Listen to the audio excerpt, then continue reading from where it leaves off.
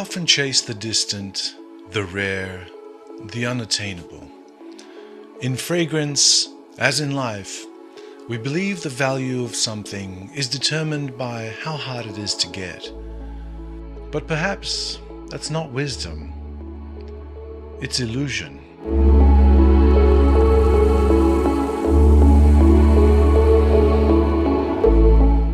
See, philosophy across many traditions has always warned us of this blindness. Plato spoke of the shadows on the cave wall, mistaking them for reality while the truth sat just outside, in plain sight. Zen Buddhism teaches us to return to the present moment, to see clearly, without grasping for bobs on a crowded street. And Stoics like Marcus Aurelius remind us very little is needed to make a happy life. It is all within yourself and in your way of thinking. This modern world teaches us to want more. Phenomenology, particularly in the works of Merleau-Ponty, urges us to look again at the world as it appears, our lived experience, our senses, our encounters.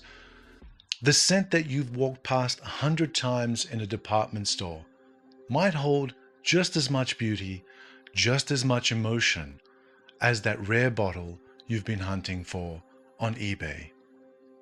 We often romanticize the chase, but in doing so we forget to appreciate what's here now. The familiar can be profound. The accessible can be exceptional. This video is a celebration of that and that truth, of the fragrances hiding in plain sight, waiting to be noticed.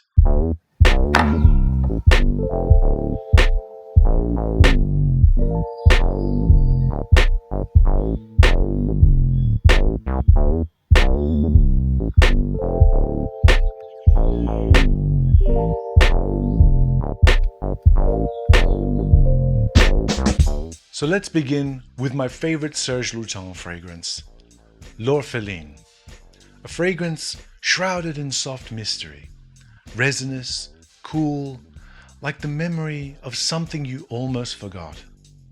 This one reminds us of Heidegger's idea of aletheia, truth as unveiling. L'Orpheline is easy to find, yet its beauty lies in our willingness to stop, to notice, and to feel the gentle unraveling of incense and musk. It doesn't scream for attention. It asks for presence. Some say this is a funeral scent, as it's so somber. And if you look at the note listing, that's what you might think also. But to my nose, this is fresh. It's zingy, almost gingery, and uplifting to no end. I wear this as a lot, as you may be able to tell, when the weather is hot and the temperature is too damn high. And I often get unsolicited compliments. Really? Yes, really. Then there's Chanel Allure Homme Edition Blanche.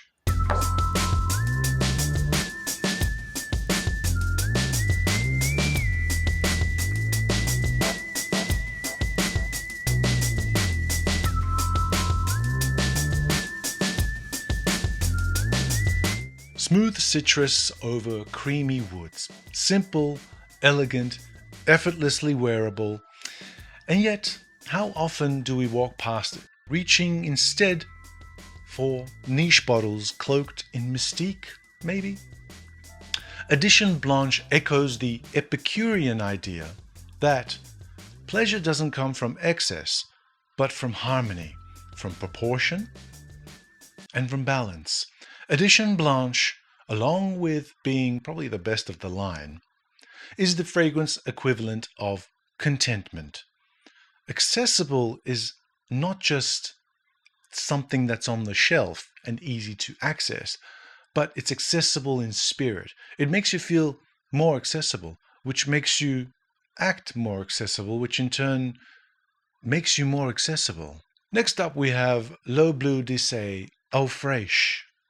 Fingers down my spine.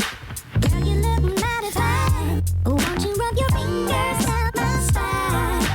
Girl, you look mighty fine. Won't you rub your fingers down my spine? Girl, you look mighty fine. Won't you rub your... Here's a different take with crisp mint and herbal rosemary notes. Was it a cheapie? Yeah.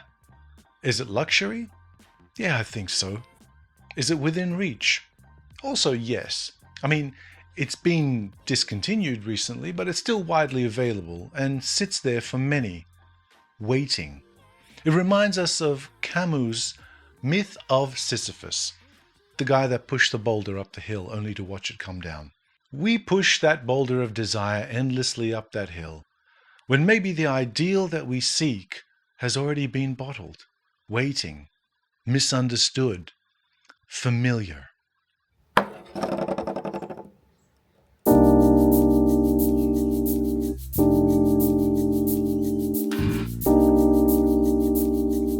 Bulgari's aquamarine, so often overlooked in favor of saltier, more niche aquatics, or even from its own brother aqua amara.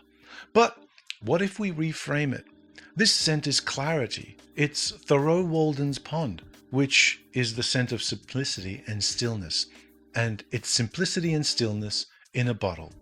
Clean water, open sky, and a quiet mind. It's not trying to impress. It's just being. And in that being, it becomes profound. Aquamarine is simplicity, freshness, an honest reflection of water, sun, citrus. A reminder that beauty doesn't need layering or fanfare. Just honesty.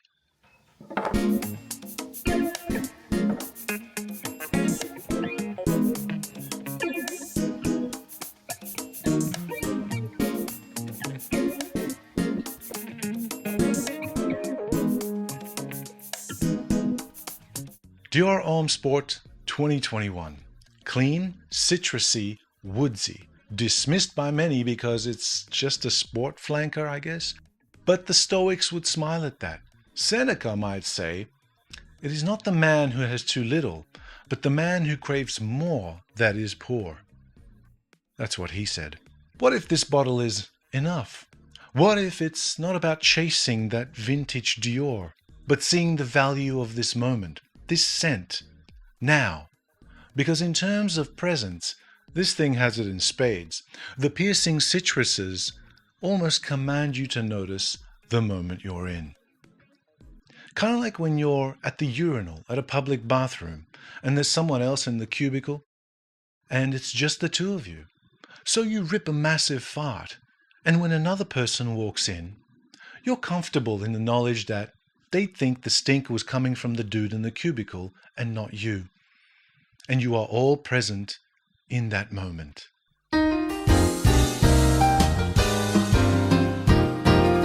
Agua de Lueve's L. Okay. If I find my way home, yeah.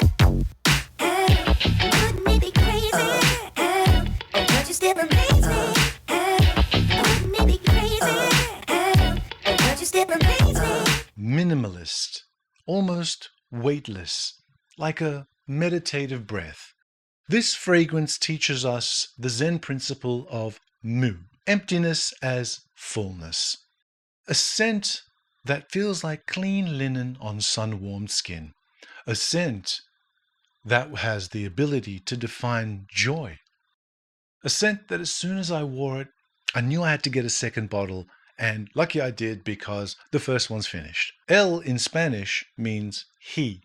Now some might take that as he is me, whilst some might take that as I am him. In both ways, El absolutely hits its mark in that it doesn't try to be profound, and in doing so, it becomes exactly that.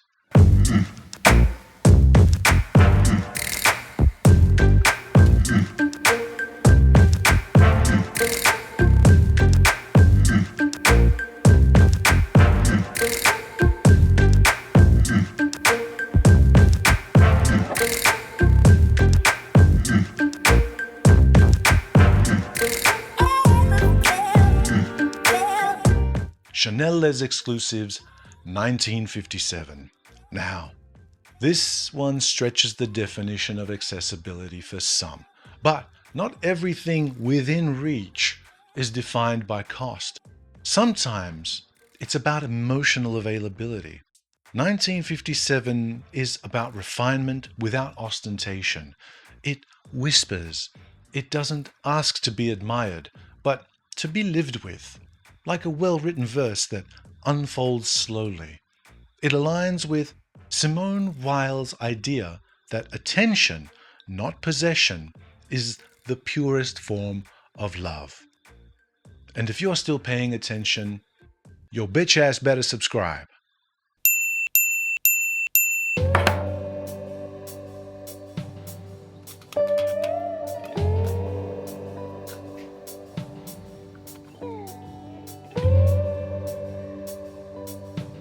Aramis Tuscany. This is classicism in scent, a throwback, something many might dismiss as old-fashioned. But isn't that kind of a blindness too? Tuscany invites us into the Aristotelian idea of eudaimonia, flourishing through character, not trend. It's accessible, not just in price, but in its grounding masculinity. It reminds us that you don't have to wax your back, crack, and sack, that mustaches are not only for rides, and that sometimes what's enduring is right here, waiting to be rediscovered. And finally, Amouage Reflection Man.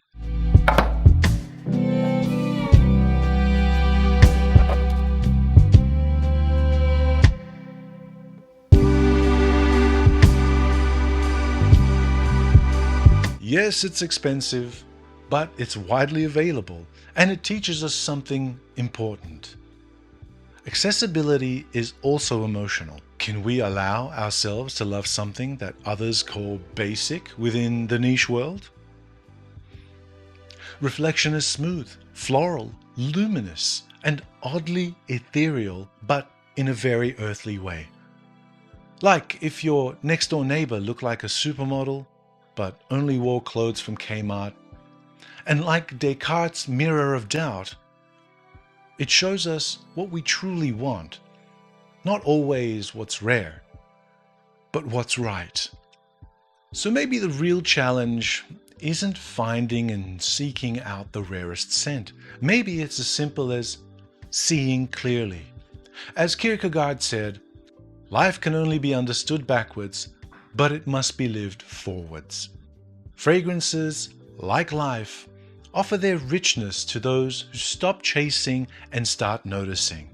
The extraordinary might be right in front of you, only if you're willing to smell it. We chase, we compare, we scroll endlessly for what's rare, what's expensive, what's exclusive, from authentics to dupes to what's whispered about in private groups. There may be merit in the joy of a rare find, and I know, but often the most profound beauty is the one we've walked past 100 times.